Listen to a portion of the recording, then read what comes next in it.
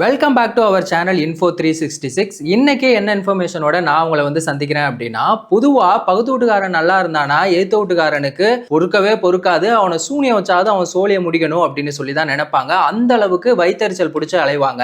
அந்த மாதிரி தான் இப்போ என்னாச்சு அப்படின்னா, இந்தியாவை பார்த்து பாகிஸ்தான் வந்து ரொம்பவே வயிற்றுச்சல்ல இருக்காங்க. அந்த அளவுக்கு என்ன நடந்துச்சு, ஏன் அவங்க இவ்வளோ வயிற்றுச்சல்ல இருக்காங்க, இதை பத்திலாம் நீங்க தெரிஞ்சுக்கணும்னா இந்த வீடியோவை முழுசா பார்க்கணும். இப்ப ரீசெண்டா அமெரிக்க அதிபர் ட்ரம்ப் அவர்களும் பிரதமர் மோடி அவர்களும் வந்து ஒரு ஒப்பந்தம் போட்டாங்க. அது உங்க எல்லாருக்குமே தெரியும். அதுல என்ன சொல்லியிருந்தாங்க அப்படின்னா 18% வந்து வரியை குறைச்சிருக்காங்க. இது 50% இருந்ததை வந்து 18% குறைச்சிருக்காங்க. அது என்ன அப்படின்னா ரெண்டு விதமா அந்த 50% வரி வந்து இருக்கு. ஒண்ணு வந்து இந்த வர்த்தக பற்றாக்குறை, அதுக்காக 25% இருந்தது. இன்னொன்னு ரஷ்யா கிட்ட வந்து நம்ம கச்சா எண்ணெய் வாங்கிட்டு இருந்தோம், அதுக்காக ஒரு 25 இருந்துச்சு. அந்த ரெண்டையும் சேர்த்து மொத்தமான அந்த 50% வந்து 18% வந்து அமெரிக்க அதிபர் ட்ரம்ப் அவர்கள் வந்து குறைச்சிருக்காங்க.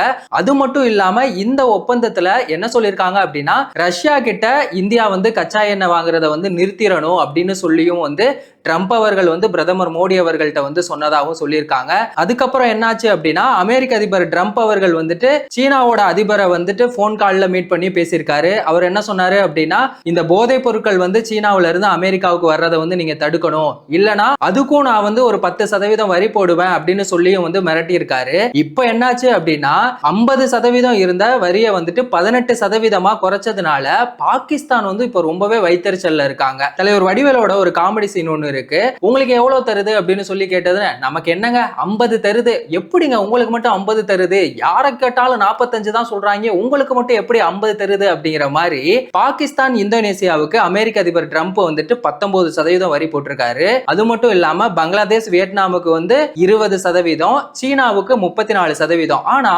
இந்தியாவுக்கு மட்டும் 18% குறைச்சிருக்கீங்களே, இதெல்லாம் நியாயமா? ஏன்னா இந்தியா வந்து அமெரிக்க அதிபர் ட்ரம்ப் அவர்களுக்கு வந்து எந்த ஒரு சப்போர்ட்டுமே பண்ணல.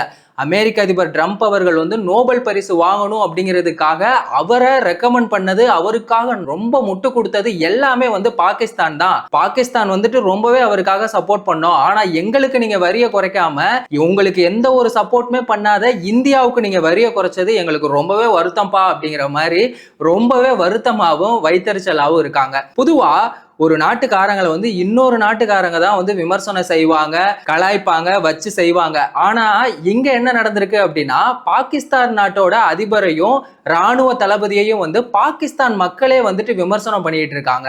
என்ன சொல்றாங்க அப்படின்னா, இந்தியாவோட வரியை வந்து 18% குறைச்சதுனால இந்த லெதர் கம்பெனியா இருக்கட்டும், இல்ல டெக்ஸ்டைல்ஸா இருக்கட்டும், கெமிக்கல், இது எல்லாத்தோட லாபம் பாத்தீங்கன்னா அதிகமாகும். அது மட்டும் இல்லாம இந்தியா வந்து எல்லா பொருட்களையும் வந்து தரமா செய்யறாங்க, அவங்க வந்துட்டு ஒவ்வொரு விஷயத்துலயுமே வந்து டெவலப் ஆயிட்டே தான் இருக்காங்க.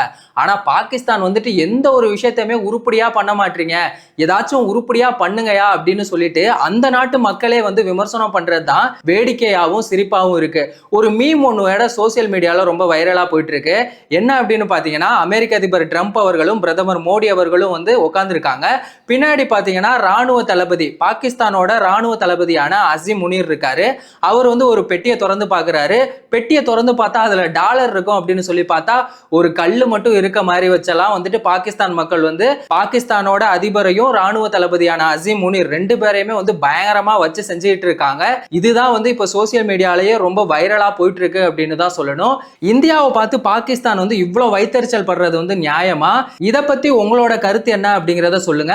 இந்த மாதிரியான வேற எந்த ஒரு இன்ஃபர்மேஷனையும் 5 நிமிஷத்துக்குள்ள நீங்க தெரிஞ்சுக்கணும் அப்படின்னா மறக்காம நம்மளோட வீடியோ வந்து சப்ஸ்கிரைப் பண்ணிருங்க. நான் பேசின இந்த இன்ஃபர்மேஷன் உங்களுக்கு பிடிச்சிருக்கா, இதை பத்தி நீங்க என்ன நினைக்கிறீங்க அப்படிங்கிறதையும் கமெண்ட் செக்ஷன்ல சொல்லுங்க. வேறொரு இன்ஃபர்மேஷனோட நான் திரும்பவும் உங்களை வந்து சந்திக்கிறேன்.